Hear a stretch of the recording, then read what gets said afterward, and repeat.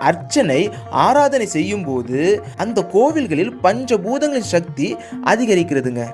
இப்படிப்பட்ட கோவிலுக்கு நாம் சென்று இறைவனை வணங்கினால் நம் உடம்பில் உள்ள கெட்ட அதிர்வுகள் நீங்கி நல்ல அதிர்வுகள் உருவாகி நமக்கு நல்ல பலன்களை கொடுக்குதுங்க. அதனால தான் சில பெரியவர்கள் சொல்வார்கள், கல்லினால் கட்டப்பட்ட பழங்கால கோவிலுக்கு சென்று இறைவனை வணங்க வேண்டும் என்று அறிவுறுத்துவார்கள்.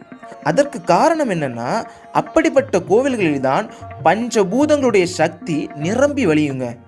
இந்த காரணத்திற்காகத்தான் கோவிலில் உள்ள சிலைகள் மட்டுமில்லாமல் கோவில்கள் கூட கருங்கற்களை வைத்து வடிவமைக்கப்பட்டிருக்குதுங்க. இனிமேல் நீங்களும் அருகில் இருக்கும் கற்களால் கட்டப்பட்ட பழங்கால கோவிலுக்கு சென்று வழிபட்டுக்கோங்க. இப்படி நீங்கள் தொடர்ச்சியாக வழிபட்டு வந்துட்டு இருந்தீங்கன்னா கண்டிப்பாக அது உங்கள் ஒவ்வொருவருடைய வாழ்வையும் செழிப்படைய செய்யுங்க.